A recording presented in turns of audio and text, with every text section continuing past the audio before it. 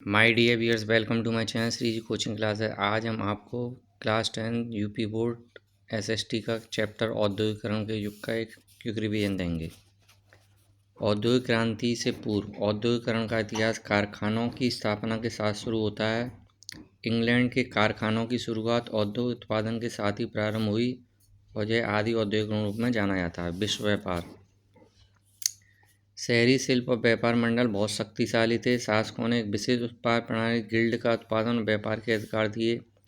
व्यापारियों ने गरीब किसानों तथा ग्रामीण क्षेत्र के मजदूरों को पैसे की आपूर्ति की और उन्हें अंतर्राष्ट्रीय बाजार के उत्पादन के लिए प्रेरित किया। 17वीं और 18वीं शताब्दी में विश्व व्यापार बहुत तेज़ी से फैला था और किसानों की स्थिति अच्छी नहीं थी, इसलिए व्यापारियों ने दिए गए प्रस्ताव को स्वीकार कर लिया गया। औद्योगिक उत्पादन ने किसानों की आय में महत्वपूर्ण योगदान दिया। वे पूरे परिवार के संसाधनों का उपयोग कर सकते थे।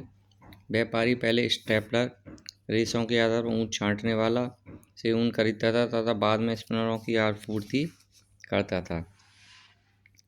सूत कातने पर जो धागा निकाला मिलता था उसे बुनकरों, फुलर्स, कपड़ा समेटने वाले और रंगसाजों तथा पहुँचाया था। विश्व बाजार से पूर्व कपड़ों की फिनिशिंग लंदन में होती थी, जिसके फलस्वरूप लंदन फिनिशिंग सेंटर के रूप में जाने जाने लगा। फिर कारखानों का जो उदय हुआ था वो सबसे पहले इंग्लैंड में 1730 के दशक में हुआ था।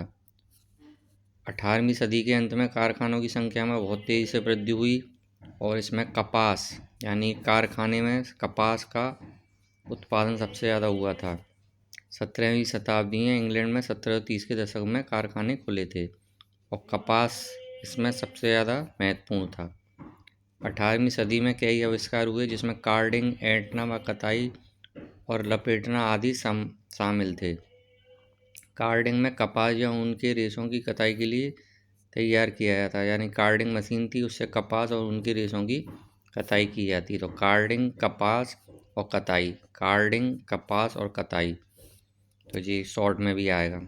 मिल्स का उदय, रिचर्ड आर्कराइट ने सूती कपड़ा मिल की रूपरेखा बनाई। ब्रिटेन में सबसे गतिशील उद्योग कपास और धातु उद्योग थे।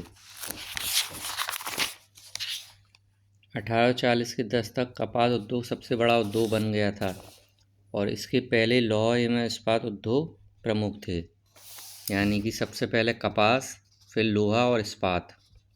19वीं सदी में मजदूरों की संख्या कुल मजदूरों का 20% के लगभग थी। जेम्स वार्ड ने न्यूकोमन द्वारा बनाए गए भाप इंजन में सुधार किया और 1871 में नए इंजन का पेटेंट कराया गया और मैथ्यू बोल्टन ने भाप इंजन के नए मॉडल का निर्माण किया, जिसे उद्योगपतियों ने स्वीकार किया।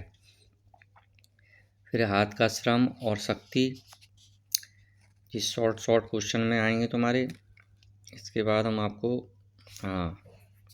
प्रौद्योगिकी और रोजगार, श्रमिक नई प्रौद्योगिकी विरुद्ध थे, यानी कि जो स्पिनिंग मशीन थी उससे स्त्रियों को लगता था, महिलाओं को लगता था। ऊन कताई की जो मशीन थी उससे उनके बेरोजगार हो जाएंगे, उनका रोजगार छूट जाएगा, तो इसके खिलाफ उन्होंने आंदोलन किया था। सड़क, रेलवे, सुरंग, जल निकासी आदि विकसित हो रही थी। परिवहन उद्योग में 1840 के दशक में मजदूरों की संख्या दोगुनी बढ़ोतरी और अगले 30 में पुनः दोगुनी हो गई। इसके बाद देखो भारतीय कपड़ा उद्योग, मशीन आने से पहले विश्व बाजार में भारत की रेशमी, सिल्क और कॉटन जो प्रोडक्शन था वो सबसे ज़्यादा इम्पोर्टेंट था। उसके पूरे मतलब आर्मीनिया, फारसी सौदागर पंजाब से अफगानिस्तान, पूर्वी फारस और मध्य से यहाँ की वस्तुएं लेकर जाते थे और मछलीपट्टनम, हुगली बंदरगाह महत्वपूर्ण बंदरगाह थे। 1750 के दशक तक यूरोपीय कंपनियों का भारत आना शुरू हो गया और इसमें हुगली बंदरगाह आई और बॉम्बे और कोलकाता जैसे नए बंदरगाह। बुनकरों की स्थिति, भारतीय कपड़ों की यूरोप में बहुत ज़्यादा डिमांड थी। यूरोपीय कंपनियां भारतीय कपड़ों के निर्यात को विस्तार देना चाहती, जिससे फ्रांसीसी, डच और पुर्तगाली व्यापारियों में प्रतिस्पर्धा होने लगी। ईस्ट इंडिया कंपनी ने अपनी राजनीतिक सत्ता स्थापन करने पश्चात जो कंपटीशन था वो बिल्कुल ख़त्म कर दिया और व्यापार पर मोनोपोली कर ली, यानी कि ईस्ट इंडिया आने के बाद सारे व्यापार पर उनका ही आधिपत्य हो गया।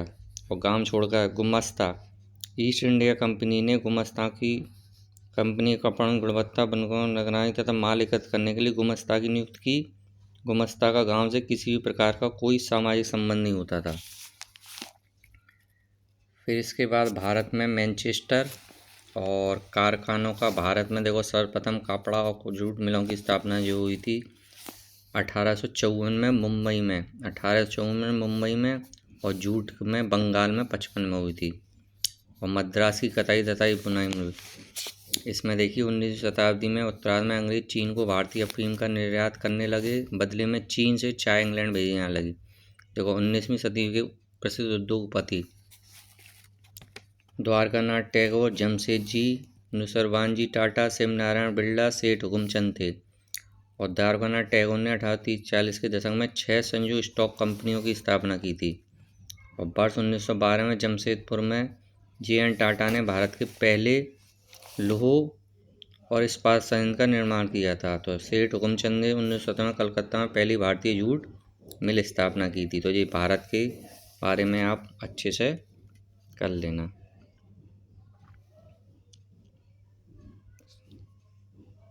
Thank you very much.